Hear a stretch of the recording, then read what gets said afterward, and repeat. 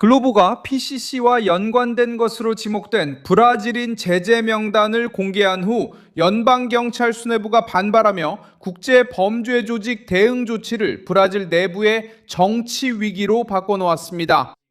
미국 재무부는 성명에서 PCC를 서방 최대의 초국가적 범죄 조직이라고 언급했습니다. 그리고 이 조직이 미국 금융 시스템을 이용해 마약 밀매 자금을 세탁했다고 비난합니다. 오늘 발표된 제재는 브라질 시민 2명, 과 4개 기업, 빅토리 트레이딩 인터메디아성 드 네고시오스 cobranças e tecnologia를 대상으로 합니다. PixWave Soluções de Pagamentos, Wave Construções Econômicas Inteligentes, 모두 상파울루에 본사가 있습니다. 네 번째 회사는 포르투갈 등록 아베니다스 플루투안테스 우니페소알입니다. 미국 재무부에 따르면 이 모든 회사들은 비토르 에니키 지 올리베이라 시마다가 통제하거나 관리하고 있습니다. 그리고 이 회사들은 금융거래의 합법적인 외관을 부여하고 자금의 출처를 파악하기 어렵게 만드는 데 사용되었습니다. 미국 정부는 시마다가 핵심 연결고리라고 주장합니다. 그는 플로리다에 있는 PCC 조직원들과 해외 마약 밀매상들 사이를 이어주는 역할을 하고 있습니다. 제재는 또한 시마다의 친척으로 지목된 에스텔라 에니키 지 올리베이라에게도 적용됩니다. 그녀는 마약 거래 자금의 수거와 물류를 담당하는 것으로 알려져 있습니다. 미국 정부는 2026년 7월 1일 비토르 에니키 지 올리베이라 시마다와 에스텔라 스테파니 누네스 에니키 지 올리베이라에 대한 제재를 발표했습니다. 브라질의 3개 기업과 포르투갈의 한 기업입니다. 이 그룹이 마약 밀매 자금을 세탁하고 프리메이루 코만두 다카피탈의 자금을 이동시키는 데 사용된 네트워크의 일부라고 주장했습니다. 시마다가 지휘한 조직은 플로리다에서 PCC를 위해 3천만 달러, 즉 1억 5천만 헤알이 넘는 돈을 세탁했으며 이 돈은 암호화폐 송금을 통해 브라질로 다시 들어왔습니다. 미국 정부는 비토르 치마다 에스텔라 지 올리베이라 그리고 그들의 미국 내 기업들의 자산을 동결하고 미국인들이 이 대상들과 거래하는 것을 금지했습니다. 또한 제재 대상자들과 중요한 거래를 유지하는 해외 금융기관들도 처벌을 받을 수 있도록 했습니다. 이 정보는 전국적으로 큰 주목을 받았는데 이는 주르날 나시오날이 제재 대상자 명단을 공개하고 워싱턴이 PCC를 서반구 최대의 초국가적 범죄 조직으로 간주하고 있음을 보도했기 때문입니다. 타르시주지 프레이타스가 이 조치를 환영하며 PCC와 연관된 사람들에 대한 모든 제재는 환영할 만하다고 말하면서 이 사건은 더욱 뜨거워졌습니다. 저는 PCC와 같은 조직을 퇴치하기 위한 모든 노력이 이루어져야 한다고 생각합니다. 상상해보세요. 현재 PCC는 미국 최소 11개 주에 존재하며 미국 내에도 프리메이로 코만도 카피탈 세포 조직이 있습니다. 더 성장하도록 둘 수 없습니다. 이들은 다양한 방식으로 돈 세탁을 하며 누군가는 자금 흐름을 쉽게 만들고 있습니다. 자금 유입과 유출은 감시돼야 하며 우리는 정보력을 활용해야 합니다. 그리고 범죄와 연루된 사람은 반드시 처벌받아야 합니다. 안드레이 호드리게스 연방경찰청장은 제재를 받은 2명의 브라질인이 범죄 조직과는 연관이 없다고 밝혔습니다. 연방경찰청장 안드레이 호드리게스는 비토르 에니키 지 올리베이라 시마다와 에스텔라 스테파니 누네스 에니키가 미국 정부의 주장과 달리 상파울루의 프리메이루 코만두 다 카피탈과 연관이 있다는 주장을 부인했습니다. 그래서 브라질 정부는 공개적으로 강경한 반응을 자제하면서도 이 문제가 다른 경제 부문으로 확산되고 시스템 전체에 영향을 미칠 수 있다는 점에 대해 우려를 표명하고 있습니다. 에두아르도 볼소나루는 자신이 브라질에 대한 관세를 요청한 적이 없다고 밝히며 자신의 압박은 브라질 엘리트들이 연방 대법원에 책임을 묻게 하려는 목적이었다고 밝혔습니다. 바로 여기서 의문이 남습니다. 이 목록이 무엇을 드러내는 걸까요? 왜 연방경찰이 반응한 걸까요? 룰라 정부는 이 난처한 상황을 어떻게 해명할까요? 지금 바로 모두 말씀드릴게요. 이런 직설적이고 군더더기 없는 컨텐츠를 좋아하신다면 구독을 고려해보세요. 여기서는 매일 이런 영상이 올라옵니다. 실제로 이 사람들과 기업들의 자산과 이익이 미국 관할권 내에 있으면 동결되고 미국 시민이나 기업은 특별 허가가 없는 한 이들과 거래하는 것이 금지됩니다. 워싱턴은 시마다가 플로리다에 기반을 둔 PCC 조직원들과 해외 마약 밀매상들 사이의 핵심 연결고리였다고 주장합니다. 미국 재무부에 따르면 이 조직은 미국 여러 도시에서 발생한 불법 자금 3천만 달러 이상을 세탁했고 암호화폐를 이용해 브라질로 자금을 송금했다고 합니다. 또한 기소장에서는 에스텔라가 기업 측과 친족, 밀접 관계에 있는 인물라고도 지적하고 있습니다. 그리고 암호화폐를 사용해 브라질로 자금을 송금했습니다. 현금 수거를 위한 물류 서비스 활동.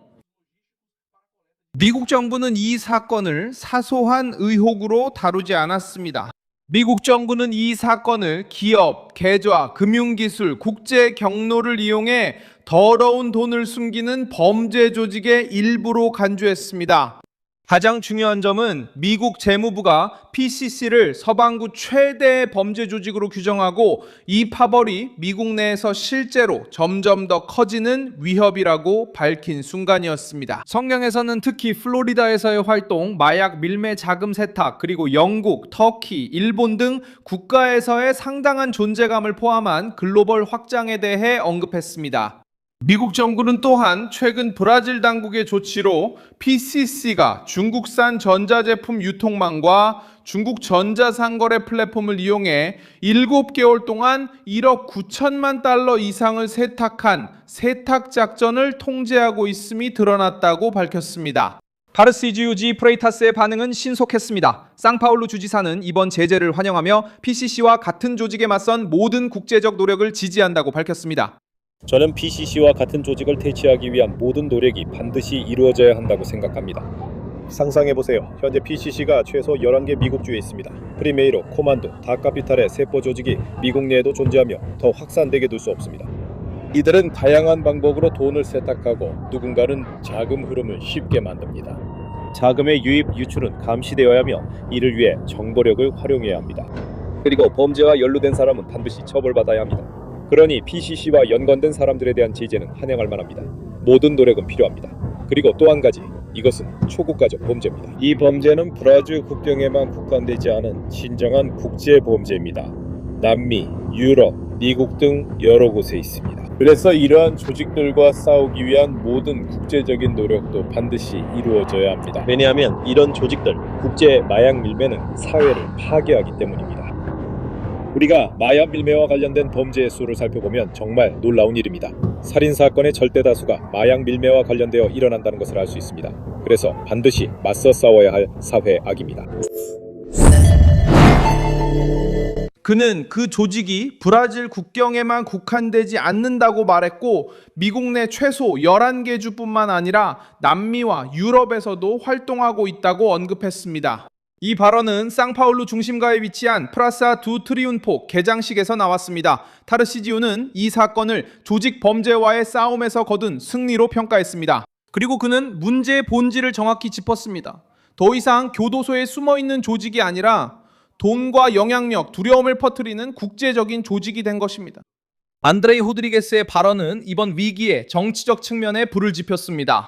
연방경찰청장은 이미 미국이 PCC와 코만두 베르멜류를 해외 테러 조직으로 분류한 결정을 기술적 오류라고 지적한 바 있습니다. 어떤 인터뷰 인용 보도에 따르면 안드레이는 비토르 시마다와 스텔라 스테파니가 PCC와 무관하다고 밝혔습니다. 이는 PCC 당국 주장과 정면으로 배치됩니다. 정부 비판자들에게는 이 장면이 설명하기 어려워졌습니다. 한편 미국은 자산을 동결하고 돈 세탁 조직을 지목하며 플로리다의 운영자들을 언급하고 PCC를 초국가적 범죄의 중심에 두고 있습니다. 연방경찰청 수뇌부는 워싱턴이 지적한 연관성의 중요성을 축소하려는 모습을 보이고 있습니다. 법무부도 우려를 표명하며 반응했습니다. 국가법무장관 마리아 호사 기마랑이스 루루는 정부가 범죄자를 옹호하지는 않지만 이번 사안이 브라질 국민과 금융기관에 간접적인 영향을 미칠까 우려한다고 밝혔습니다. 그녀는 또한 일방적인 조치에는 동의하지 않으며 미국이 브라질에서 생산된 정보와 개념을 사용했다고 말했습니다. 이러한 해명은 또 다른 논란을 불러일으켰습니다. 만약 정보가 브라질의 수사에서 나왔다면 정치적인 의무는 더욱 커질 수밖에 없습니다. 왜 정부는 PCC에 이용됐을 것으로 지목된 금융구조보다 미국의 제재에 더 불편해하는 것처럼 보일까요? 시마다 사건은 이미 브라질에서 다른 수사들로 둘러싸여 있었습니다. 그는 2024년 12월에 코린치앙스와 바이드벳 사건과 관련된 자금 세탁 수사로 예방 구금되었습니다. 그 후 2025년 1월에는 짧은 기간 동안 가택연금 상태에 있었고 보석금을 내고 보석 허가를 받았습니다. 수사와 공개된 정보에 따르면 그는 상파울루 연방 형사 4부에서 자금 세탁 혐의로 반개방형 징역 5년형을 선고받았습니다. 하지만 그는 전자발찌를 착용하지 않은 채 자유 상태로 재판을 받고 있으며 브라질을 떠나는 것이 금지되어 있습니다. 브라질 수사는 그가 PCC의 일원이라고 단정하지는 않지만 그가 해당 조직에 대한 조사에서 언급된 인물들과 기업들과 교차 금융거래를 했다고 지적합니다. 에두아르드 볼소나로는 위기의 다른 측면에서 이 사건에 관여했습니다. 우리는 관세를 요구한 적이 없습니다. 작년에도 지금도 마찬가지입니다. 저는 늘 이를 강조하며 작년엔 이 레몬으로 레모네이드를 만들자고 말했습니다. 우리는 브라질 엘리트들에게 STF에 압박을 가하라고 해야 합니다. 트럼프는 분명히 말했죠. 그가 브라질에 관세를 부과하는 이유는 모라이스의 탄압 때문이고 나라에서 일어나는 검열 때문입니다. 2022년 선거 때도 그랬고 지금도 다르지 않습니다. 그렇죠. 우리는 가짜뉴스 언론이 브라질이 관세를 부과받았다고 말하는 걸 봅니다. 하지만 브라질은 관세를 부과받지 않았고 바로 이런 이유들 때문에 권고가 있었던 겁니다. 1년 조사 끝에 통상법 301조 은 브라질이 표현의 자유를 검열한다고 결론냈습니다. 당연하지 않나요? 항상 보수주의자들, 오직 보수주의자들만이 정치적 박해가 존재하고 룰라 정부가 부패 척결에 소홀하다고 말합니다. 바로 이런 점들이 미국이 관세를 권고하게 만든 이유입니다. 하지만 이 관세가 시행되기 전에 트럼프의 서명이 필요하기 때문에 미국은 브라질 대법원과 달리 적법한 절차를 따르고 공개 청문회를 엽니다. 그는 브라질에 대한 관세를 요청한 적이 없다고 부인했고 레몬을 레모네이드로 바꾼다는 자신의 발언은 브라질 엘리트들이 연방 대법원의 문을 두드리도록 압박하기 위한 방식이었다고 밝혔습니다. 그리고 결정적인 점은 다음과 같습니다. 플라비오는 말하기도 전에 이미 브라질을 위해 골을 넣는다는 것입니다. 그 골이 무엇일까요? 그는 브라질 사람들이 세금을 부과받지 않도록 방어하기 위해 대서양을 건널 만큼 주의를 기울이고 에너지를 쏟았지만 룰라 정부는 아무도 파견하지 않았습니다. 우리가 말한 것이 현실이 됐습니다. 룰라는 뒤에서 아무것도 하지 않는데 관세를 원하기 때문입니다. 여러분은 미국 당국자들과 어떤 대화가 오가는지 상상도 못하실 겁니다. 그들은 정말 믿기지 않는 반응을 보입니다. 왜냐하면 미국은 말하고 있고 조사를 하고 있고 이것저것이 계속 나오고 있기 때문입니다. 그런데 룰라는 트럼프를 만나도 이건 아무런 이슈가 되지 않습니다. 룰라는 그냥 가서 이렇게 말합니다. 트럼프, 그만 중국이랑 싸워. 트럼프, 이란의 주권을 존중해. 트럼프, 베네수엘라에 아무 짓도 하지 마. 쿠바도 봐. 그 사람은 독재 정권을 옹호하러 갑니다. 세계에서 가장 강력한 경제, 군사대국, 대통령과 대화할 수 있는 소중한 순간입니다. 그가 할 수 있는 말이나 중재, 요청이 얼마나 많습니까? 하지만 그는 거기서 그렇게 행동하지 않습니다. 오늘날 관세로 고통받는 어부나 목재, 석재, 철광석 수출자 여러분이야 터져버리든 말든 상관없다는 식입니다. 왜일까요? 룰라는 트럼프가 브라질에 관세를 부과하면 자신이 선거에서 이득을 볼 수 있고 양키의 공격에 맞서 국가주권을 지키는 수호자라고 주장할 수 있다고 생각하기 때문입니다. 반면에 다른 한편으로는 플라비우가 최근에 트럼프를 만났기 때문에 관세를 원한다고 하죠. 하지만 이것은 거짓말이고 이미 증명된 사실입니다. 플라비우는 룰라가 브라질에 전혀 신경 쓰지 않기 때문에 브라질을 지키기 위해 미국에 갑니다. 이 성명은 그에게 미국의 브라질에 대한 경제 조치에 책임을 씌우려는 반대자들이 사용하는 논리를 무너뜨리려는 시도입니다. 글로보는 그 목록을 뉴스의 중심에 두었고 브라질리아의 불편한 사실을 드러냈습니다. 블로그도 아니었고 고립된 발언도 아니었으며 소셜미디어의 도발도 아니었습니다. 이것은 미국 정부의 공식적인 결정이었으며 재무부에서 이름, 기업, 법적 근거, 그리고 재정적 영향을 포함하여 발표한 것이었습니다. 제재를 정치적 과장으로 치부하려는 시도는 그 혐의의 중대함에 부딪힙니다. 워싱턴에 따르면 이번 조치의 대상이 된 조직은 PCC를 위해 불법 자금을 이동시키고 암호화폐를 사용했으며 상파울루와 플로리다의 운영자들을 연결하고 있었습니다. 이것은 논의의 차원을 바꿉니다.